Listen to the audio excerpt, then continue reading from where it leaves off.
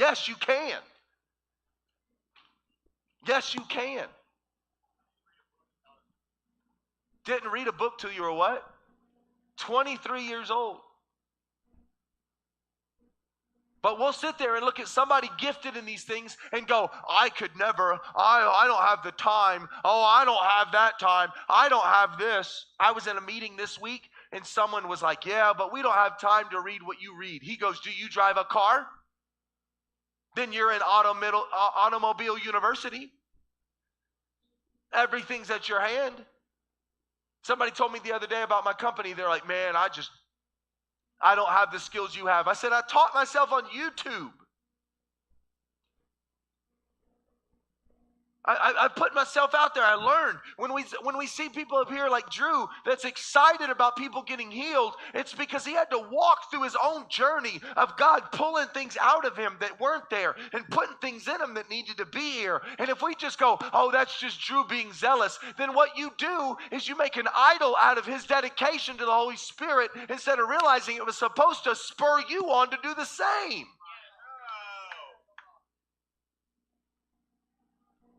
Church was never supposed to be an arena where we watch good Christians do good Christian stuff. That's not what this is supposed to be. But when the card's in the middle, if you've got competition, if you've got things going on, or if you're sitting there going, I bet I could do that better. See, this is why we're not growing. If they'd let me sing more leads, then we'd definitely be there. The Spirit of God is waiting on my vocal abilities. Man,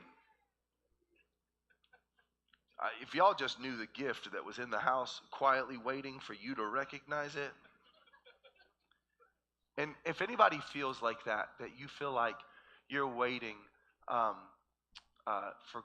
you're upset that God hasn't brought the stars to shine through the roof to point you out of how graciously gifted you are, you got a legal case on your hand that we need to talk about.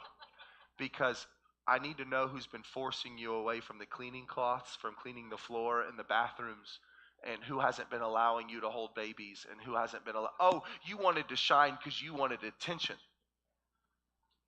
You didn't want to serve the house. You wanted the house to serve your glory. Oh, you wanted this. You wanted the stage to preach your sermon. You didn't want to go to H-E-B and love on somebody in the bread aisle.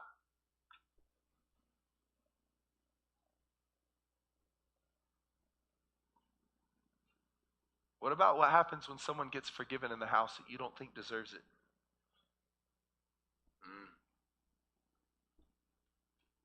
We're talking about things that are in front of us. Everybody's playing on these same cards. Depends on how well I handle these cards or based on what's the cards in my hand. What happens when somebody in the building gets success?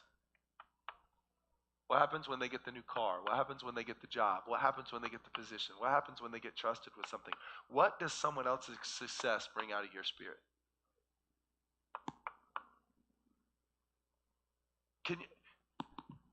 This story has always bugged me, and it's a kingdom story. It's true. And it says, if someone hired workers, listen, and said, this is what you get paid for the day, and someone starts working 1 hour left in the day and got paid the same amount as someone that's been there all day, that would frustrate the fire out of me. If anybody ever in here built fence? Can you imagine how much would be a good fence day? How much would you make? Careful, you might offend some people. Going, you make that much? We're getting paid? How much? Someone's like, I never got paid. I got a sandwich. Now, I want you to imagine someone got paid $200 for a full day of fencing. And you've been there since the sun came up. Drenched in sweat, tired. And some person showed up at 6 o'clock p.m. And they got paid the same as you. What's that going to bring up out of you? Yeah, they're buying dinner, right? Well, since you didn't sweat, I hate you. The Bible actually says that's kingdom. You don't get trusted here because of where you come from and your accolades. You get trusted here because you're a seated son that knows that God's working on the inside of you. What does someone's success bring out of you? What about someone's failure? What happens when someone fails in front of you? I knew it. I knew it. This is why we don't trust him. I told you. This is why he just don't learn. He needs to stop trusting these people, and he should be using me. What about some failure at your work?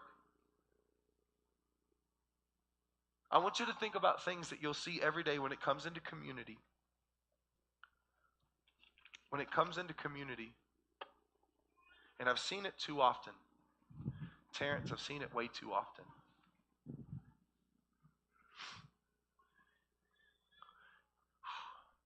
I need to really pray on how I want to say this. I don't shepherd my kids based on how I talk up here. I shepherd my kids by the way I talk about people when they're not around. And what can happen is I can hand someone a piece of information, my kids, that will crush them based on the reports that are coming out of my mouth. I want you to just imagine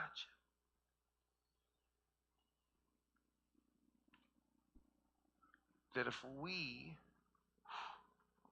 oh my God,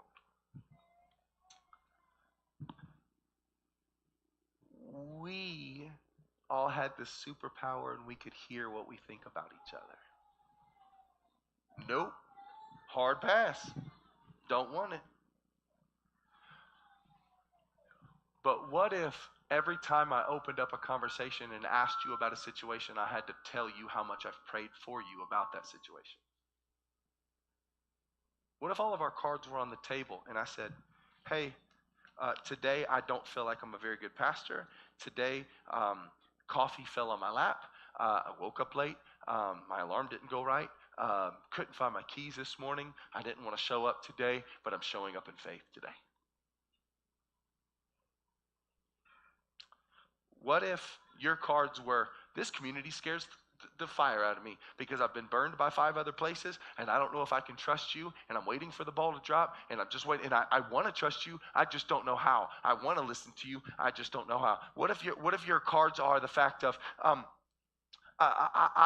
I really think I can do it better, but I need God to crush this pride that's within me, and I'm a little bit scared. What if it's the fact of you laid your cards that nobody can see at the table, and we got to actually walk with each other in community? Scary, ain't it? Because in Philippians it says, let nothing be done through selfish ambition or conceit, but in lowliness of mind let us esteem others better than himself.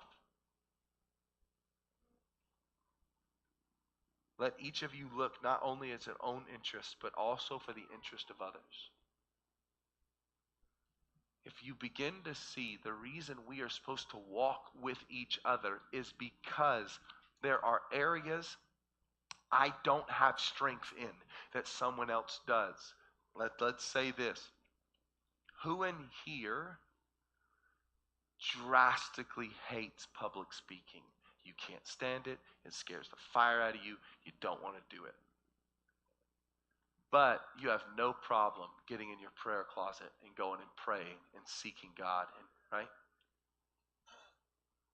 See, there's going to be people that can speak well but don't know how to lose their time in the prayer closet. There's going to be people that can pray well but they don't know how to speak it. And you'll go, tell me what you've been praying. I'll speak it for you. I'll share it for you. See, this morning, what was so great, Carson came up to me, and he's just next to himself in emotion, and he goes, Chris, you know what's so great about our community? I said, tell me about it. He goes, I now see worship different.